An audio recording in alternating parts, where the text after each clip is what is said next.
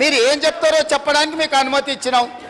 అది చెప్పకుండా వివాదాలు చేసి ఏదో ఒకటి మాట్లాడితే మీరు సభలో నుంచి బయటికి పంపిస్తే అబ్బా బతుకురా జీవుడా అని తప్పించుకొని పారిపోదామని ఇట్లాంటి ప్రయత్నాలు చేస్తున్నారు అధ్యక్ష. కానీ బయటికి పంపొద్దు అధ్యక్ష. నించోబెట్టుండ్రి, వాళ్ళ అభిప్రాయం కనుక్కోండి, వాళ్ళు స్పష్టంగా చెప్పాల్సిందే.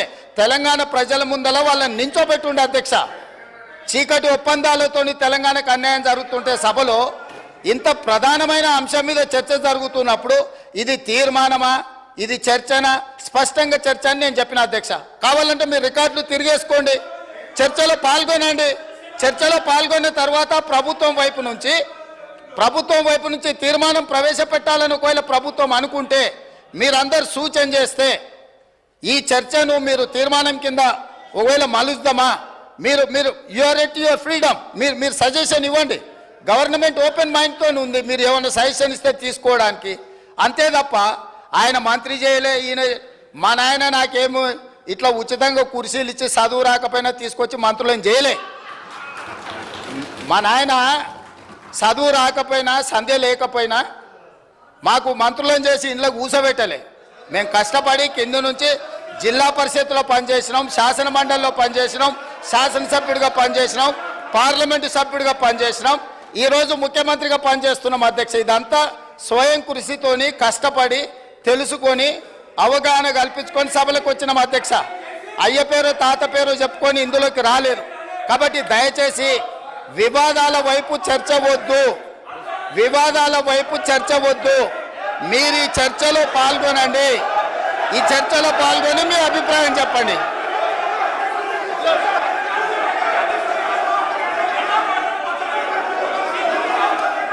కూర్చోండి కూర్చోండి కూర్చోండి.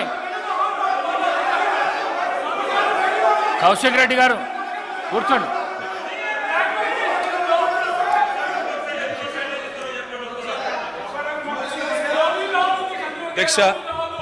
అధ్యక్ష ముఖ్యమంత్రి గారికి అధ్యక్ష మీ నాయకుడు మాట్లాడుతుండవు జరా. అధ్యక్ష ఎవరు మాట్లాడినా హౌస్ ఆర్డర్లో మీరే పెట్టాలి అధ్యక్ష. వాళ్ళని కూడా కంట్రోల్ చేయాలి, మీరు మమ్మల్నే కాదు. పెడతలేరు సార్.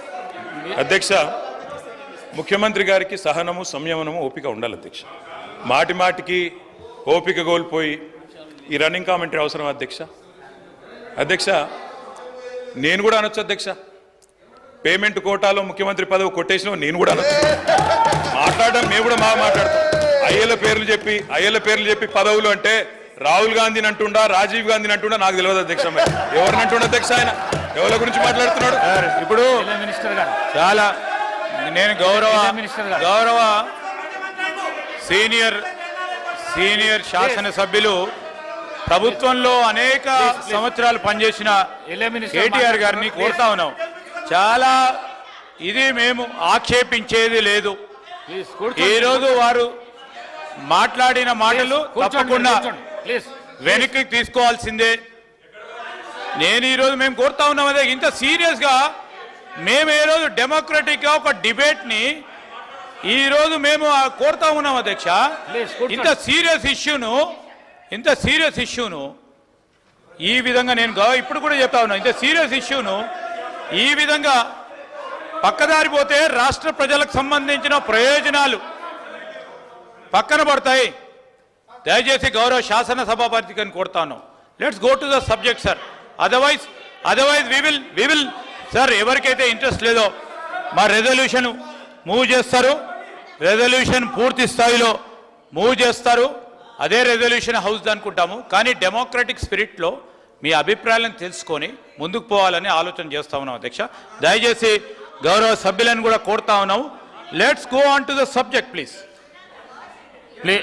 కేటీఆర్ గారు సబ్జెక్ట్ మాట్లాడండి, డీవియేషన్ కాకండి మీరు. దయచేసి స్పీకర్ సార్ దయచేసి ప్లీజ్. మీరు మా ఒక్కరికి నీతులు చెప్తే కుదరదు సార్, అటు కూడా చెప్పాలి. అక్కడ కూడా సభానాయకుడు కూడా అయ్యల పేర్లు చెప్పుకొని మేనేజ్మెంట్ కోటాలను సభానాయకుడు మాట్లాడొచ్చా?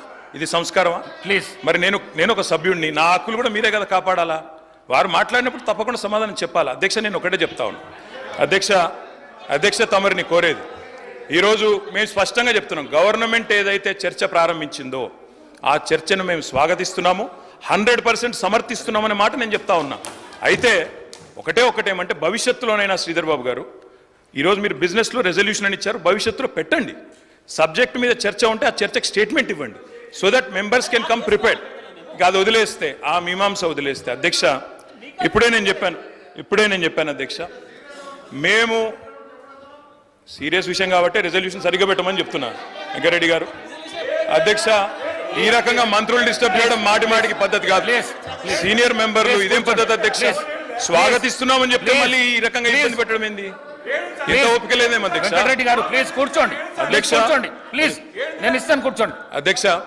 అధ్యక్ష మేము క్లియర్ గా చెప్పేది, ప్లీజ్ మేము అధ్యక్ష అధికార పక్షంలో ఉన్నా, నేను ఇస్తాను మీకు మైక్ ఇస్తాను, ప్రతిపక్షంలో ఉన్నా, నేను మైక్ ఇస్తాను, ఏ కూర్చోండి. పక్షంలో ఉన్నా మేము తెలంగాణ ప్రజల పక్షం అధ్యక్ష.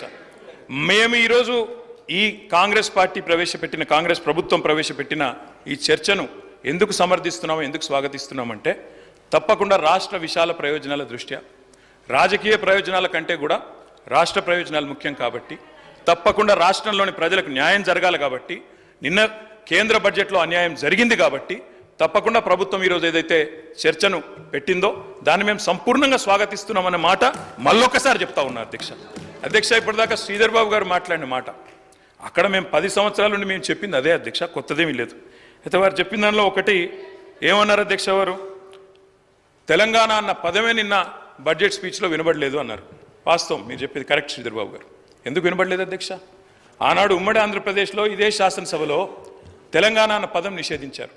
ఈరోజు అధ్యక్ష పార్లమెంట్లో తెలంగాణ అన్న పదం లేదు అంటే దానికి కారణం ఒక్కటే అధ్యక్ష, అక్కడ బీఆర్ఎస్ లేకపోవడమే కారణం తప్ప ఇంకోటి కానే కాదు. గులాబీ జెండా ఎగిరినాకనే తెలంగాణ ఇక్కడ మెయిన్ స్టే అయింది, అక్కడ కూడా ఉండేది అధ్యక్ష. ఈరోజు అక్కడ లేదు అధ్యక్ష. కేంద్ర బడ్జెట్ చూసినాక ఇలా తెలంగాణ ప్రజలు ఏమనుకుంటున్నారంటే అధ్యక్ష, చాలా స్పష్టంగా లెక్కలు తప్పినాయి అధ్యక్ష. వివేక్ లెక్కలు తప్పినాయి అధ్యక్ష. 8+8 మామూలు గణితం అయితే 16 అధ్యక్ష. కానీ ఇవాళ 8+8 గుండు సున్నా అని తెలంగాణ ప్రజలు అనుకునే పరిస్థితి వచ్చింది అధ్యక్ష. ఇది వాస్తవం అధ్యక్ష. ఎందుకంటే తెలంగాణ గడ్డ మీద పుట్టిన ప్రతి బిడ్డకు కలిగిన భావన నిన్న కేంద్ర ప్రభుత్వ బడ్జెట్ చూసినాక ఈ 10 సంవత్సరాలు ఏదైతే అన్యాయం జరిగిందో అదే అన్యాయం కొనసాగింపుగా ముందుకు పోతా ఉంది అధ్యక్ష. కాకపోతే హాస్యాస్పదం ఏమంటే మమ్మల్ని ఒక మాట అన్నారు అధ్యక్ష. ఏమన్నారు ముఖ్యమంత్రి గారు? ఏమన్నారు అధ్యక్ష? కేసీఆర్ గారు అనవసరంగా పంచాయతీ పెట్టుకున్నారు, ముఖ్యమంత్రిగా కేంద్ర ప్రభుత్వంతో పంచాయతీ పెట్టి కెలికి పంచాయతీలు పెట్టుకొని అనవసర బేసిజానికి వేయండి కాబట్టే 10 ఏళ్లలో ఏం కాలేదు, నేను అందుకే సఖ్యతతో ఉంటా అన్నారు. ఏమన్నారు అధ్యక్ష వారు? ఇక్కడ హైదరాబాద్లో ఒక మీటింగ్లో మోడీ గారు వస్తే ఏమని చెప్పినారు? మాది కేంద్ర ప్రభుత్వంతో ఇప్పటి నుంచి బంధాలు, అనుబంధాలు, సత్సంబంధాలు ఉంటాయి. మోడీ గారు పెద్దన్న లాంటి వారు, బడే బాయ్, నేను చోటే బాయ్ అన్నారు అధ్యక్ష. అన్నాదమ్ముల అనుబంధం మంచి అద్భుతమైన సినిమా పండించిన వేదిక మీద ముఖ్యమంత్రి గారు. మరి ఏమైంది అధ్యక్ష? ఈరోజు ఏం జరిగింది అధ్యక్ష? తన దాకా వస్తే కానీ ఇవాళ శ్రీధర్ బాబు గారు మాట్లాడుతున్నారు సవతి తల్లి ప్రేమ, కక్ష, వివక్ష. మరి మేమేం చెప్పినాం అధ్యక్ష? మేం చెప్పింది కూడా గదే ఇన్ని రోజులు. ఇప్పుడు మీ దాకా వస్తే మీకు తత్వం అర్థమైంది.